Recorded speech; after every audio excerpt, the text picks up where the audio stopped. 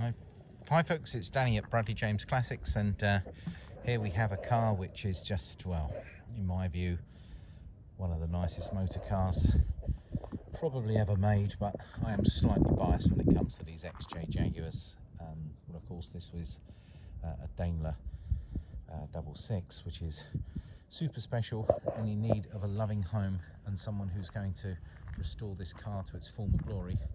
Now, it is itself quite a find. It's been parked up in dry storage for many years, and it's come to us, and we are going to do our best to find the right next owner who's going to restore this car to its former glories. Now, you've got an absolutely excellent base to start with, because the car itself is in pretty solid condition from the bodywork, from the sort of seals up, and then I'll run through some of the panels that come with this car to repair it.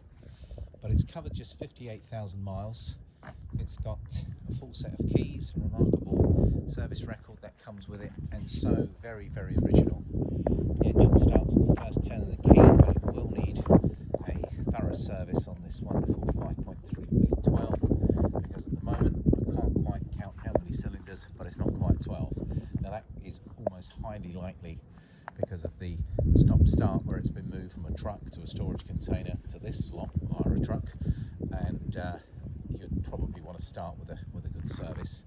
I can also advise that there's a leak on the power steering system, so the least you'd want to be doing there is, to make it drivable, is to do a full service and sort out a leak on the power steering. Now, at just 58,000 miles, the real treat for the car is the interior is in wonderful order, and certainly reusable completely as is. Now, this colour is called Squadron Blue. There's not many around like this, and so you're in for a treat, because you'll find that when this car's done, it's going to surely be one of a very small handful of cars which still exist in Squadron Blue. So I'm going to start with a sort of upside before I start talking about the work that we know of. Now, as you can see, the door cards are in excellent condition. The seats, scrumptious seats, in excellent condition, albeit that they would benefit from being fed, albeit they are quite subtle. They've been looked after. They are in good order, and so much of that originality that you only get the once, of course. Even things like these Jaguar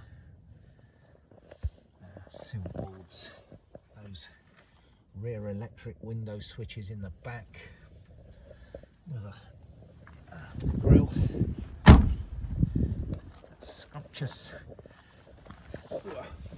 walnut dashboard. Again, that would require a little work to get it back to its former glory, but it's pretty reasonable as is. And just so you can see, because a lot of people, their favourite XJ was always the Series 2, improved ventilation compared to the Series 1, and a little less chrome through here, but still rather exquisite, and that's all in very good shape. There is the pad for the steering wheel, by the way, and the steering wheel is one of the lovely features of this car. Incredibly good headlining, which I would assume has been done, because they're quite well known for being so nice. They tend to sag. And I'm going to lift the engine bonnet up, I should say, just so you can have a little look under there. But the car is all complete, and despite the fact the car is a project car, in that it does require work to get back onto the road, and that's a lot of engine. And there's that glorious V12 fuel injection, which made a big difference over the 4 carburetors they used to run these fast engines on. And it's rather respectable under here, and a huge battery which turns her over no problem. And I'm just going to pan this around so you can have a little look and see that everything is present and correct. this lovely big V12 5.3. Shut that down. So that's the upside. You've got a solid car that actually, as I walk around here, presents very nicely. Good chrome, complete, excellent interior, wonderful headlining. Now, this car comes with panels. In fact, you can probably see just here, we've got another large box right the way through, and you can probably guess those panels. That's the outer seals. So it comes with two brand new outer seals. It comes with two wheel arch repair kits for the rear.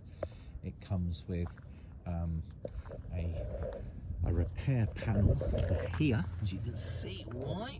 I don't know how well it's picking that up, but yeah, you can see that looks. We've been poking around a little bit, and so into the rear of the car, you've got seals. Also some floor pan. And if I get close, I'm going close now, down the bottom of the car, that rear valance looks okay. We can see some grot in the back of that arch. We can see it at this midpoint, and we can see it at the end. So, new arch. As I'm walking down the bottom, take it as read that this sill panel, some people would repair it. We think it needs replacing. It comes with a panel. There's a little bubble in this door that would need addressing. The driver's door looks good. The front driver's wing looks good. Going down low, from what I can see, the front valance looks good. This chrome bumper, certainly the top half looks good. I'm now starting at this other panel. Now this is the one where it hasn't got a repair panel, so maybe that one would go again, I'm not sure. I'm going to hold my camera at a little different angle. Now hopefully you're seeing the sill panel on the near side, and just like the other side, we've got the passenger side door looks good. We've got a little grot in the two corners of this rear door, and you can see some corrosion at the beginning of this panel on the junction between the sill and the arch. Here we can see what actually looks just more like paint off the arch there, and then some grot at the back half of this panel. Now, let's see what my dexterity is like for showing you a little more of this car. I'm certainly going to give it a go. And this is where we're seeing a nice big gap here, where ideally there would be some floor. So you are looking at a floor pan repair here, of course. And here's the movement in. You're not seeing that very well. Here's the movement in that arch. So if you can see down here, this is a repair required along here, and I'm going to do my best to show you the rest of the undercarriage of the car as best I can with my camera basically angled under. So that is the near side, so that is repair to the outer sill and whatever's required on the inner sill. Let's pick the keys up.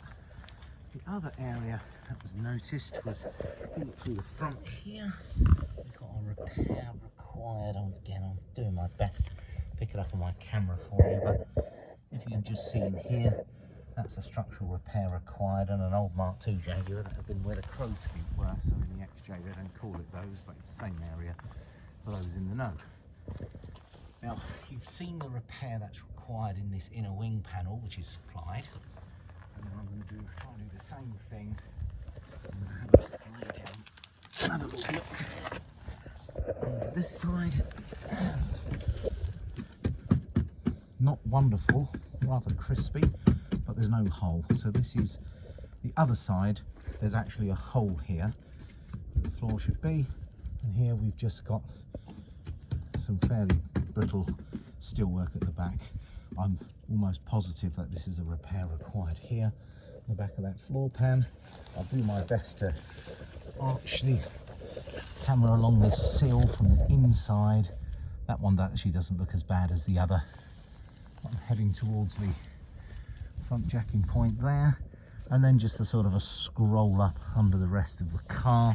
And if I look backwards, I'm just showing you the rest the best I can do from the position I'm in. But please, this is a restoration project, you'll be amazed how many messages I get along the lines of, well mate, because it's MOT exempt, can't I just drive it home? The answer is, oh no, you must not drive this home. This has to go on a trailer. The structural integrity of the car has been reduced because of the amount of welding that's required in these sills at least. If you see this rear floor pan and the little structural area that we've noticed just at the front at least. So whenever we sell a car, especially a project car, we need to be as transparent as we could just to make it absolutely clear that this is a project car. Now, these tyres, they all match and all in good nick, but they probably look as old as the car. So I don't know if he has all date stamps on Avon tyres of this age, but yeah, I think you'll probably be looking at treating it to a set of tyres, because no doubt if you look closely enough they would be perished, but they are matching in actually quite good order. The interior is great, as is the boot. We've got a little kink in the back bumper, which I feel sure a bit of engineering would improve upon, and somebody looks as if they fitted some new stainless steel tailpipes. Have a look at those badges through the back, and this car comes with a huge bag full of paperwork, and I know how much these cars are worth done. I've seen them for sale £25,000 and plus, and a 58,000 mile car with not that many owners, that's as original and otherwise will be solid again, I think would make a very attractive car in the open market when it's done.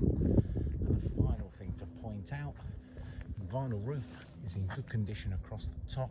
However, down here, again, it's know from experience, you can see we've got some bumps and lumps here. This tells me some localized repairs highly likely to be required on this vinyl roof. On that pillar, if I come round the other side, let's have a look. Actually, not the case here. Maybe a little here. I don't know. My experience of these tells me that they can end up trapping some water in and causing some corrosion, and that may be another area that needs to be replaced. Now, this car could go for a very expensive, very full restoration, take a long time and come back concours, or it could have the necessary welding required, probably a very low down respray that take into account the sill repairs, the repairs to the arches, and probably these lower doors that only seem to affect the back. The back end of the car seems fine, the front end of the car seems fine. And down here somewhere, this is it, sadly it's picked up quite a nasty scratch which goes from there to there, and that will need to be addressed, but compared to other areas of this car, that's the least of your problems. Now, all of these cars, I think from about 75 onwards, become long wheelbase. So this, of course, is a long wheelbase. It's a handsome car, arguably one of the most handsome cars that Jaguar ever created in this XJ range. I'm a massive fan of the Series 2, and to find a Daimler 6, which could be restored, which could come back to its former glory, hopefully at a price point that makes a restoration achievable, knowing what the likely value is when a low mileage one of these is done. I can't believe there's many 58,000 mile V12s left, but this is one of them. Well, I hope this video has been useful, folks. This is a project. We can help by getting a delivery quote for anywhere in the UK, or if it's going further afield, then we're very happy to work with your transport partners. From what I've heard of the engine, it's tight, it drives, the brakes aren't seized, the brakes work, it goes up through the gears. I've only driven it around this yard and somehow managed to get it up into third. So I believe the engine, gearbox, suspension, brakes, albeit they would need a thorough check and present in for an MOT test or something, but the car is in one piece and it appears to be mechanically sound and is absolutely ripe for improvement. So please buy this car, please put it back on the road, please let's not have it stuck in a garage for another 20 years. That's Bradley James Classics signing out. Thank you very much for watching our video today. Thanks, folks.